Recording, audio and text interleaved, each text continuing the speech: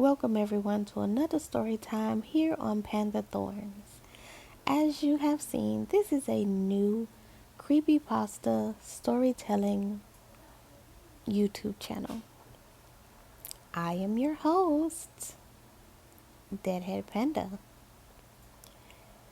and I hope you guys are enjoying all of the topics, all of the stories that I'm bringing to you here. Thank you for listening. Don't forget to like, comment, subscribe, and hit that bell button so that you can hear more stories from me. Thank you. Bye. Hey, my name is Tulsa, and I'm back after my encounter with the indigenous ghost lady.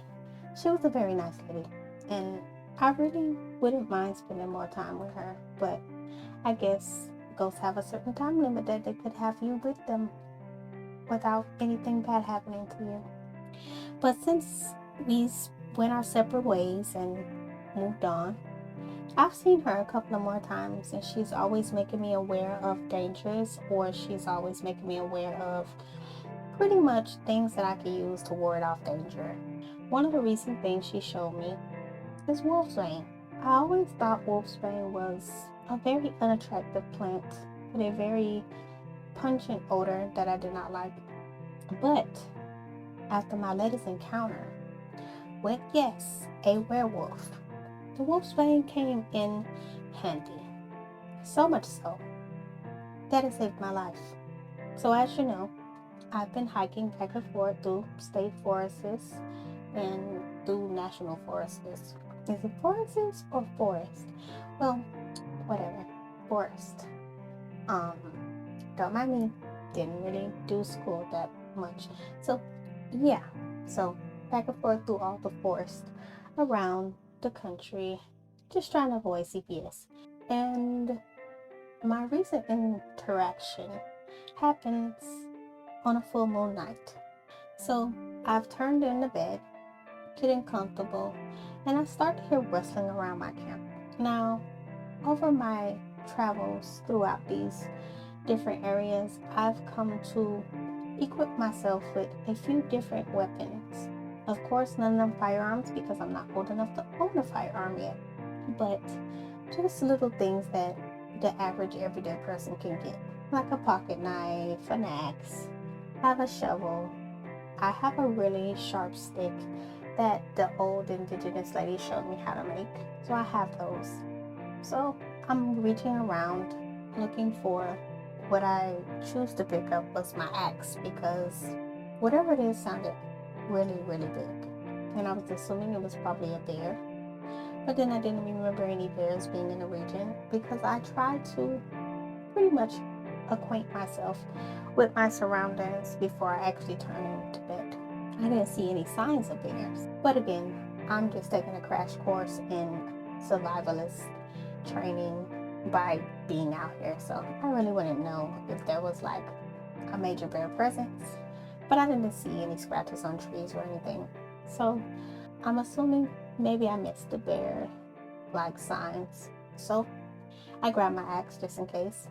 I know it's not going to do much because the bear has quite a distance in reach and way more strength than I have, but I'll go out fighting. So this thing is knocking over pots and pans that never had anything in them.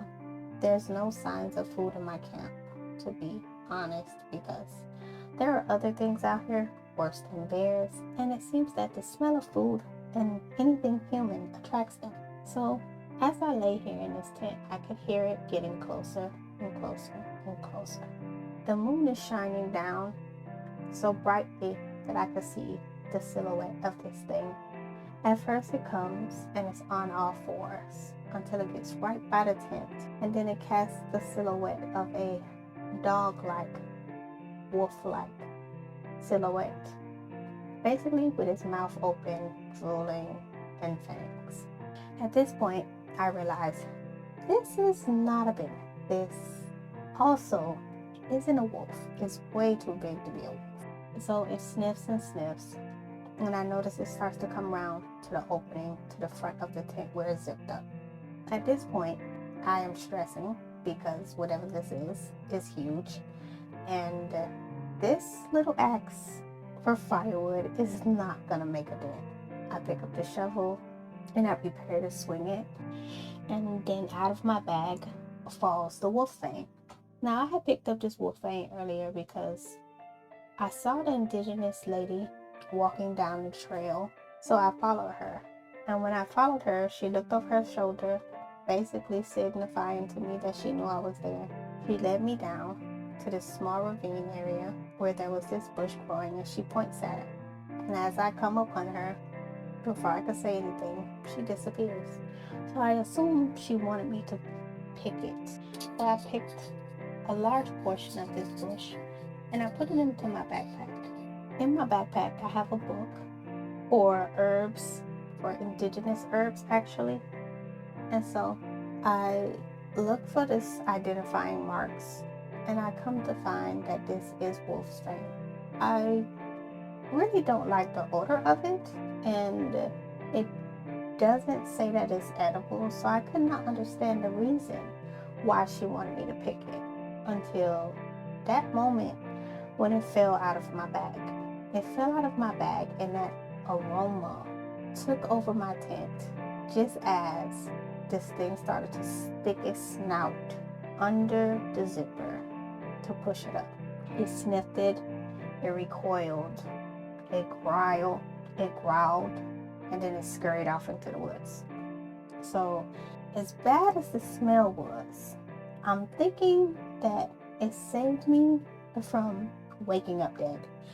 So, I will continue to keep some of this with me, but I'm definitely gonna get a jar to keep it in because now I reek of wolf's fang at that point.